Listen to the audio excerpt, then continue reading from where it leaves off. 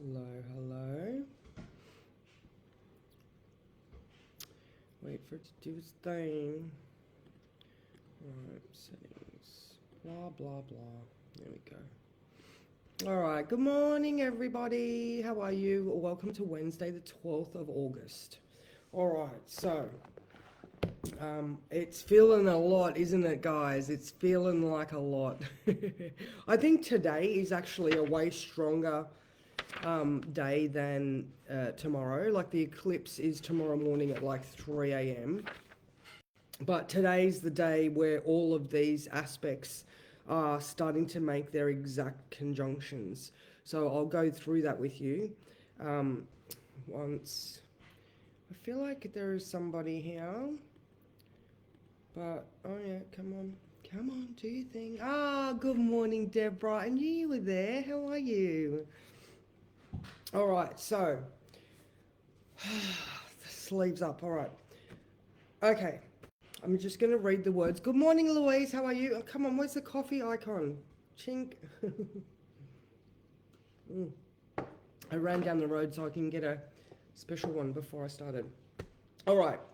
Don't underestimate what you're capable of enduring while still putting in some serious boundaries. Reinforcement of the soul space is what is required now, but you do have to explore the cave. All right, here we are going into a new moon eclipse. So we are heading into, just like any other new moon, we're heading into that dark phase of the moon where we have to reflect on our lives.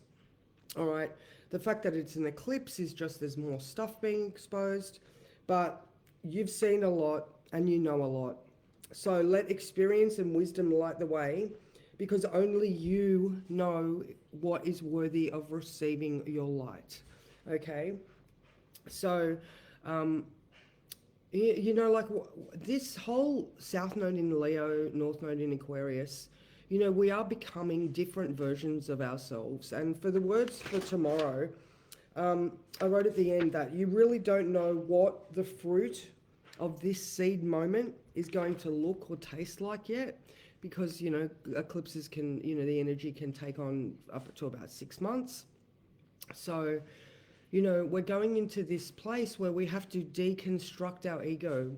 We have to look at what we thought we projected and ask yourself, is that accurate? You know what I mean? Like I was saying, don't underestimate yourself, all right? So this is where we've got the moon conjunct Jupiter at 10 a.m.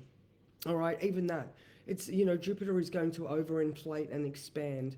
So, there's a lot of stuff in Leo right now, being Mercury's at 3, the moon is at 8, Jupiter's at 9, the sun's at 19, and the north node is at 29. All right, so there's a lot of Leo energy in the air. And, what do you need to release and free up so that you can, be this better version of yourself? Excuse me. All right, so like I said, 10 a.m, moon conjunct Jupiter. Now at 6:30, we have the moon trine Saturn. All right, this is just that steady accomplishment, doing the hard things. Saturn rewards for you getting serious about the work that needs to be done in your life. Having a good look around and just saying what is worthy of my time and effort. All right, so this is probably also where the boundaries come into it. I did like a blog thing last night. I haven't posted it yet. I've got to clean it up. But it was about the Pluto generations, all right, starting with Pluto in Leo, Pluto in Virgo, Pluto in Libra, which is my generation, and then obviously Scorpio, Sag, Capricorn, and we're now in Aquarius.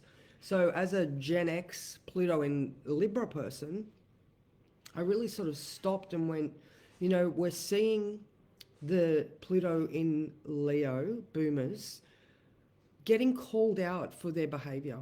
But I have to add that you don't know what you don't know, all right? I was saying this, I don't know, a week or so ago. I remember talking with Tessa, and I said something that just the look on her face was enough to go, oh, okay, I've said something wrong, all right?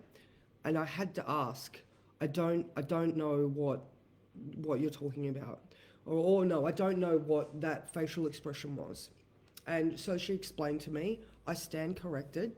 And then from that point on, I know better. All right, now, I suppose also I'm talking about the whole Stephen Forrest thing, because he's a boomer and Pluto in Leo. And, that generation came from the silent generation, all right? They came from post-war, and when the collective has an understanding, they don't know any better, all right? So it's about being able to say, I didn't know any better, basically. So hello, Mickey, how are you, darling? Mwah. Good morning, Cara, how are you? So this is where these serious boundaries come into it, okay? Because, when, in regards to Stephen Forrest's experience, I suppose I was looking at it because, in my day, I had to actually go to the library to educate myself. The internet didn't exist yet, it wasn't until I was like 20 something that, we had the internet came into the public arena. So we could search anything. And seriously, right now, all we're getting is AI slop and a watered down version. The internet or AI is now just being fed by the last 30 years of the internet. And, humanity shows its true colors on the internet. So whether that is good or bad, again, it's about discernment. Is that the right word? About being able to use your own judgment on whether this is good or bad information, because again, there's a lot of stuff out there that's just clickbait or people's opinions, but uneducated opinions. So in that context, I grew up with the N word, and it didn't have the same meaning because I went to the library. I wasn't searching American history. I was searching, psychology and astrology and, the human experience from a young age. So I guess what I'm just trying to say is, again, you don't know what you don't know. But here you are now in this eclipse moment with the South Node now starting its transit of Leo, where you have to deconstruct all you thought you knew to be true. All right, and that is going to free you, North Node in Aquarius, to go and have a bigger and better future experience because the collective is starting to grow and understand more. So when I'm looking at, like I said, today, I think today's a way stronger. The eclipse might open the door for the eclipse portal of 2 weeks, but today is where everything starts to click into place. So Mercury sextile Venus. It is about the conversations that we're having and the experience that we have under our belts, what we know to be true right now, right? Again, we don't know what we don't know. All right, so Mercury sextile Uranus, that is at 7 a.m. tomorrow morning. So we've got this thinking outside the box, okay? You don't know what you don't know. I'm going to say it plenty of times. It's okay for you to say, maybe what I thought to be true is wrong. All right. Now, Venus trine Neptune at 1 p.m. today. There's this dreamy sort of nature, where we could be getting confused. We could just be, again, slipping into an unconscious awareness. All right. So thank you, Christy. Discernment. Thank you very much. All right. So at 11 a.m., Mercury is opposing Pluto. If I said Venus just then, I meant Mercury trine Neptune with that dreamy state and, doing things differently. All right. So Mercury opposition Pluto at 11 a.m. There is an intense focus available to us, okay? Again, when you had to go to the library to source information that you were interested in, you didn't go and look at everything. You went specifically to the cards, you looked for what you wanted, and then you went to that shelf and you read that, all right? So here we are with this intense focus. What are you going to be doing at around 11 a.m.? Be aware that this is, this is Pluto unearthing some Mercury some new shiny information so that you can free yourself from the past.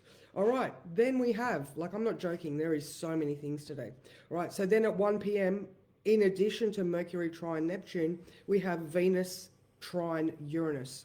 All right, so we have the ability to share our thoughts, but it's also these shiny new ideas that we're able to integrate into our understanding. All right. And then we have, because I wasn't on yesterday, I didn't get to tell you that Mars is now in Cancer. All right. Now, Mars is supposed to be in detriment in Cancer. All right. And it is in a way, it's not in its favorite house. However, when I think of Daniel or any dad that would do anything for their families, that's Mars in Cancer. That is mama bear vibes, all right? It doesn't have to be a dad. I'm just using the dad analogy because it's Mars. But, you know, any mum that would get savage and fight off a bear if it threatened their children, same vibe, all right? So we have Mars in Cancer, protecting family, allowing himself to get vulnerable, all right? It is okay to show, especially now. I suppose that's what I was saying with the generations. Good morning, Karen. How are you? That's what I was sort of getting to with the generations, is that, you know, the silent generation, boomers, Gen X. See, Gen X started to become aware of things because the millennials were starting to explore their own psychology more, therefore helping their parents open up their own understanding. I know this is true for, you know, my friend's daughter, who through her journey then showed us that there was a different state of being. All right, so here we are with this Venus trine Uranus, and each generation, like successively, is getting more and more aware of the human experience. All right, because it is a complicated human experience. So again, that Uranus in Gemini is offering us a completely new perspective, which is just opening up our futures. Like what the girls know, you know, what my grandbabies are going to be aware of. I can't even fathom that at the moment. You know what I mean? Like, they are going to inherit a world that is so vastly different than my own experience, and I'm here for it.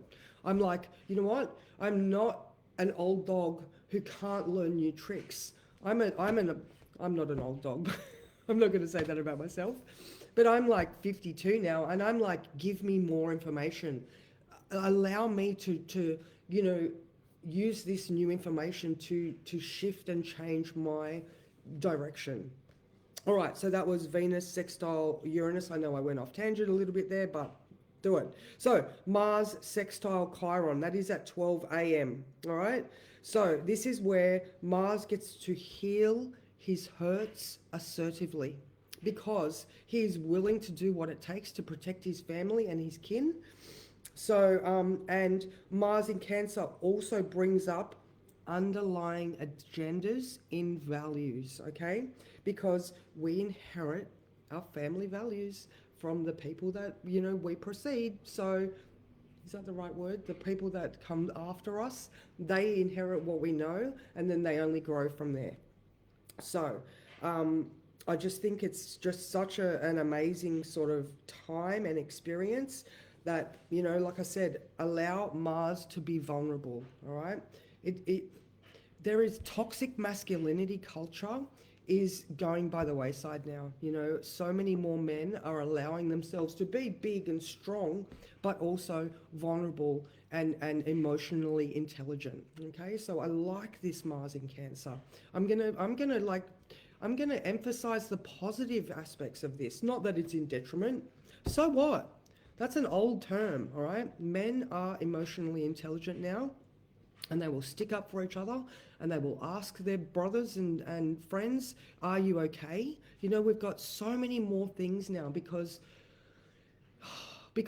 you know, like male suicide is on the rise. And there's now the, you know, that whole, are you okay sort of stuff. I know there's another one where there's male boxer shorts is the icon that they use. Anyway, whatever, you know what I'm saying. All right, so now also, because, you know, all the aspects for today, there is so much blue, and blue is a positive aspect. So we've got a mystic rectangle.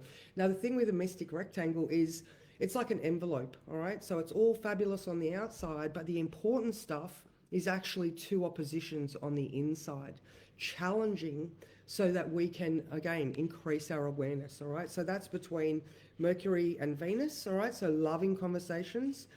Mercury trine Neptune, all right? So we can think about it, we can go into it, we can feel this. And then Neptune sextile Pluto, okay, this is that transitioning of the collective.